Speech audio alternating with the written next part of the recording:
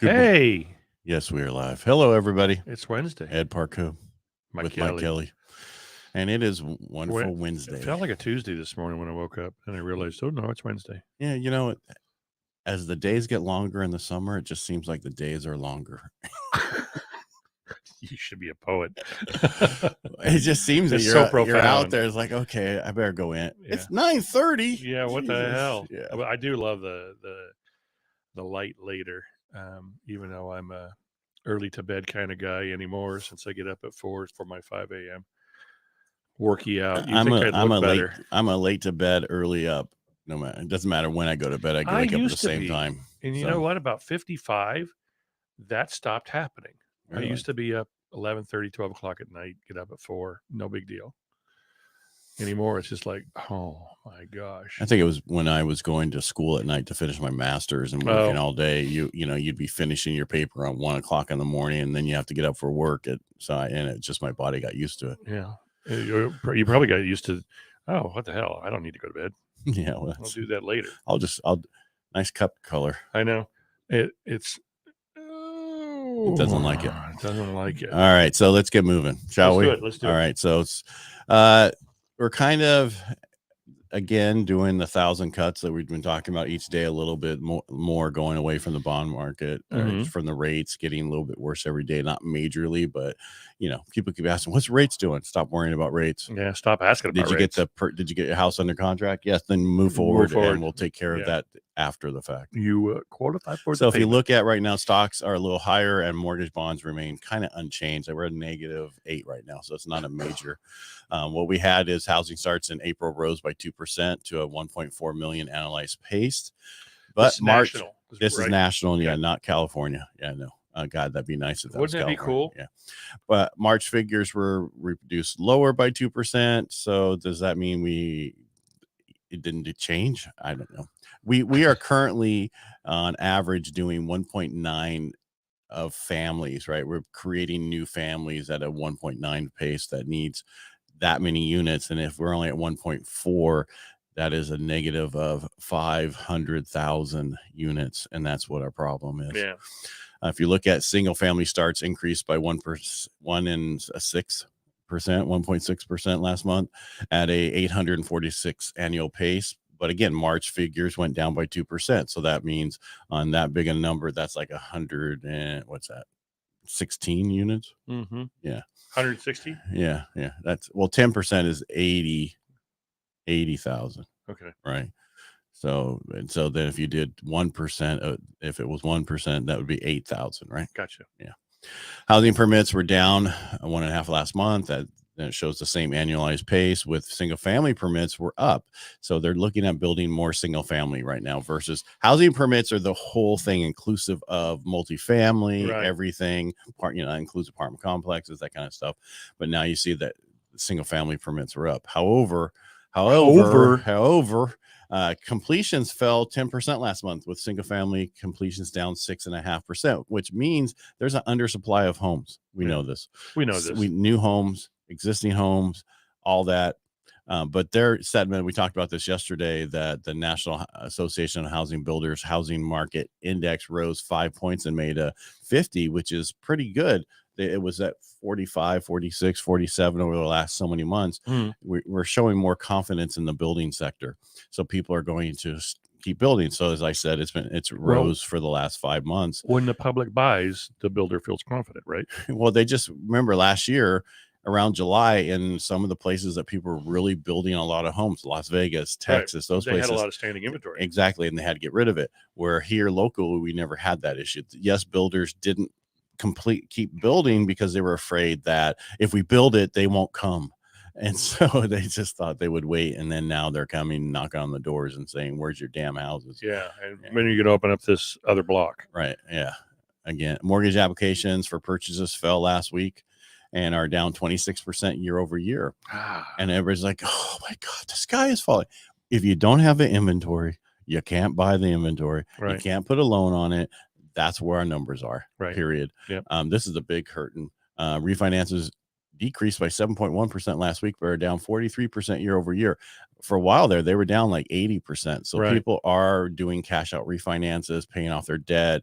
Yes, the rate's higher, 6%, but it's still cheaper than 29% on credit cards. Exactly. 7.7%. Wow. Yeah. Interest rates increased slightly this week to 6.57. That is a Fannie Mae number. I'm not quoting a rate here. I'm just quoting. I can't talk today. I'm just quoting Fannie Freddie, what they're saying the numbers are. So what does that mean? The numbers are about that. It's still a great rate. I mean, we're still in a decent rate. Those things used to be 7.25. So the only thing that's coming into 7.25 these days is if you're doing a second home or an investment property, with 25% down, because they don't want them. Fannie and Freddie do not want investment and second homes, and that's why it's so expensive. Yeah. That's all I have. Goodbye. It's crazy. We had a sales meeting yesterday, and it was interesting to look at some of the numbers for Manteca, Tracy, Ripon, Turlock, and Modesto, where the office I work for has offices. And there were 6 closed transactions in Ripon last month, the month of April. 6 hold ones? 6. The Remax was involved in 5 of those. Wow. That's pretty crazy. That's pretty strong market presence. There were 73 closed transactions that, if I remember correctly, in Modesto, and they're like 46 in Turlock. Not a lot of inventory. I mean, what we keep saying, day after day after day after day, there's no inventory. Lighten up. But I did speak. I spoke at the sales meeting and talked about what happened at CAR 2 weeks prior. And CAR, for those people out there that don't know, is California Association of Realtors. We had a directors meeting, and we go over business and meet with our legislators always in the middle of the year meeting. And something sit still, bud. Something that you and I have been saying for many, many moons now is many sleeps. Lighten the restrictions, lighten the fees, lighten the cost of having for builders to build. Let them build. We're way behind on inventory. They got all these political feel good grants that are coming out and things that are wonderful. They sound fantastic, but the unrecognized or the unthought about consequences of that is now you have these buyers that have a potential for a $10,000 down payment assistance program, but no inventory. And because there's a lack of inventory, there are so many offers on these properties that are going to be in that price range, right? First time home buyer price range, that it's going to be hard to get the down payment assistance program accepted, simply because the seller wants to move forward and close and get to where they're going. Right. And we've been talking, because I've had some people, do you do down payment assistance? Yes, but you probably don't want it. You're not going to be able to get in. Your rate's going to be higher. Well, not only that, think about it. All we're doing is increasing the amount of people who are writing offers on a house. That is increasing the price of that house because of that many offers on that house. Right. And now it's inflating that purchase price, because you got all these other people who think they can buy it, but they don't have the money to go. If it's over $5,000 higher, I can go $5,000 up. No, you can't, because you don't have the down payment for that. Yeah. And it's a process or a program, or what's the word I'm looking at? It kind of sucks, actually. Yeah. We need more properties. And we